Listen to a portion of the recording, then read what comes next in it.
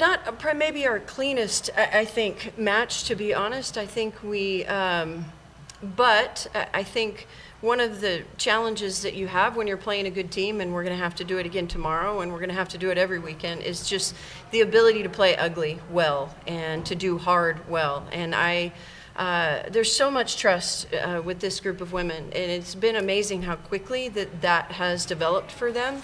And we're still a work in progress. I think we're getting better as we go, but the trust level is so high. I think that in the end, when it mattered, we just counted on each other to make plays, and I think they found another level at the end of that match. Gosh, they were really good. It was a beautiful thing to watch. So thanks so much for being here. We're really proud of them and really excited to show them off.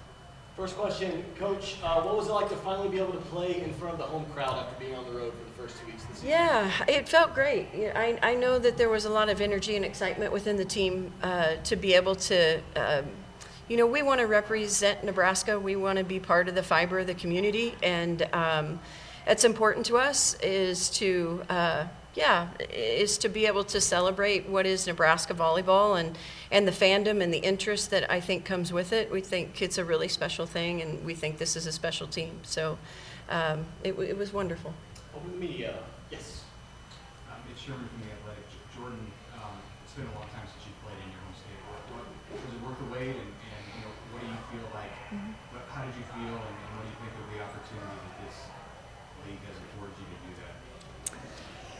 Yeah, this morning, before I left my house, I'm sitting here and I'm like, it's been almost 15 years since I mean, obviously with the national team, we've came here a couple times, but now I get like a season here. Like it's still, my brain is not caught up to it, but almost in tears, like driving to practice, like in my own car, and I get to go to my own house. And like, it's just like so surreal. And I wish I could put it in better words because it's a dream come true for my family to be here. And I think also just for some of our internationals to be here and experience this, right? Like the amount of years I was overseas, they're like, why does the United States not have a league? And now they get to participate in something that they get to start and be a part of. And it's so much bigger than all of us. And we just are so grateful that everyone's buying into something and that buying into women's sports and really just elevating, an example. I think about who I grew up looking at and admiring. Now we have a lot of powerful women that are just standing in front of these young athletes that are growing up. And so it's just really fun to be a part of that. And just thank you. Massive thank you. Here in Omaha. Jordan, you're playing in your home state and you're coaching in your home state. What is your why? What keeps you motivated to do both and make that balance? Yeah, that's a great question. I don't know. I think that the sport has given me so much and so many wonderful people that I've met along the way. And I just feel like how can I continue to give back in a way that's authentic to me and real for me. And that's just being a part of something and, getting to know, like, obviously, I knew Suzie, right, at K-State for many years, and now having a relationship with her, like, is so special. And seeing how she coaches and the thought process behind coaching, it's just really evolving, and I'm excited to do more and give more back to the community as well. Yes, Lincoln. Lincoln Arneal, Kimberly not long ago, Jordan was talking about playing in the United States. So what's been your experience in playing in front of a home crowd here in Nebraska? What was that like? It's funny because the first time I heard I'm gonna play in Omaha, everybody told me afterwards, like, Nebraska is different, and I feel it from the first day that I stepped on.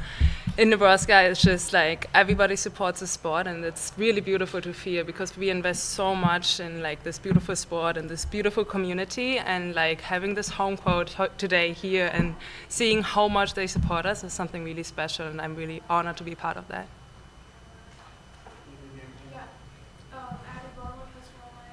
Jordan, how are you guys able to flip that switch in the fourth set, and what was the key to win the fourth?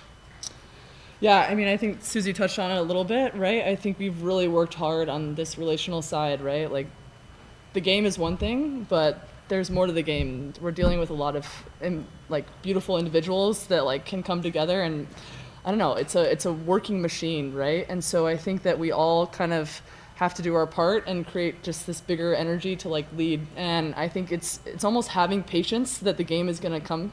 If you have like this sense of urgency, you can almost overdo it, versus if we wait for it it's going to come to us almost. So I think we did a good job of staying patient in the moment and really just attacking when we had the opportunity. Yes. Madison KETV here in Omaha. Suzie, what is it like for you to hear Jordan kind of describe her experience of what today means for her? Yeah, it's all of them, if I'm being honest, right? I think she said it probably best when it's bigger than any one of us. I think the mission of League One volleyball is to have it be bigger, but to be able to have, right, the star power that comes with it and have people like this, that it's not about her, it's about what she can give back, right? She's had this amazing career, but she's an even more amazing human that wants this to thrive and wants to see other young girls and women have opportunities that she didn't get to have, that she had to go elsewhere to do. So it's special. She's special. They all are, really, but she has this just way about her that's like fierce and soft and all at the same time. Yeah. She's amazing. Coach Fritz, Jaylee in that game, a couple big kills, obviously, but she dealt with a lot of service pressure all night too. What do you think of just her whole match with them? Yeah, I think that's going to be her life, She's going to see a lot of them back there with these two. So she's holding up so well. And Jaylee's funny, first of all, She says funny things and does funny things. And so just having her out there, there's a funny way about Jaylee that sometimes she doesn't always make it look terribly easy, but Jaylee wins, and I don't have a better way to say it. Wherever we put Jaylee finds ways to win, and she's super competitive, and she's really funny and fun to play with, and she's holding up great in serve receive, and that's probably the biggest job that she has.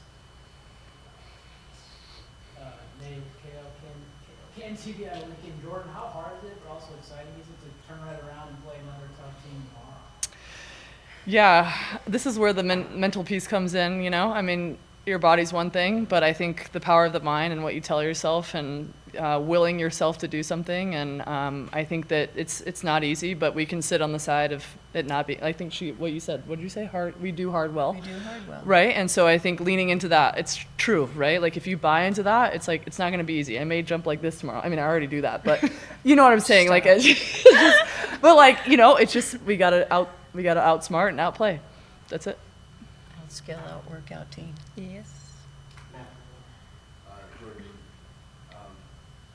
there's a lot of people, not just in the stands, but on the court that have looked up to you. Yeah. Playing volleyball. You can say how old I am, it's okay. I'm just, It's okay. that's- No, just joking. I'm just curious how Grandma. it feels to help knock down a door of making professional volleyball find a foothold in the United States with players that grew up looking up to you, and that for the next generations following you will have the opportunities that now before you. Yeah, we actually had the privilege of having Kirsten Booth in practice this week, and she had a great reminder of that. Yes, we have something that we're starting now, right? But all the people that came before us are the backs that we got to stand on, right? And so, while yes, we get to be in the spotlight now, right? There were many more, right, things that happened to lead to this point about people that have come before us and have set a great example. And I think we always have to keep that in mind. And even for me, right, my path has been one way, and I feel very lucky in that. And I also know that it comes with some weight, but I'm just grateful to be a part of it, and any impact that I can have and all that, is just icing on the cake. Kimberly, how fun was it at the end of that third set with that block party and then the fourth set, that little spurt to go get back into it? How fun was that for you out there? I mean, that's a lot of fun. We worked a lot on blocking skills, and I She's feel gotten like so much better at it too. Yes. yeah, it was a hard way, but we're getting there. So yeah, I think these little moments also help us, just Kande being there in the middle and finding her groove back. And I think these are the moments where we can, like you say, being patient and then do one step better and then continue. Mike Patterson, Omaha World Hero. Jordan, what was it like seeing Coach Cook there in the front row and a lot of red in the stands going on? Yeah, I mean, again, Nebraska loves volleyball, and it's cool to see people like wanting to buy in and jump in. You know, hopefully they can get some lime green on and we can roll with it. But yeah, it's really cool to just see the support and have the support of the state. Really, it's huge. Think John's going to give you a performance review? Boy, that was Maybe. a loud laugh. Maybe.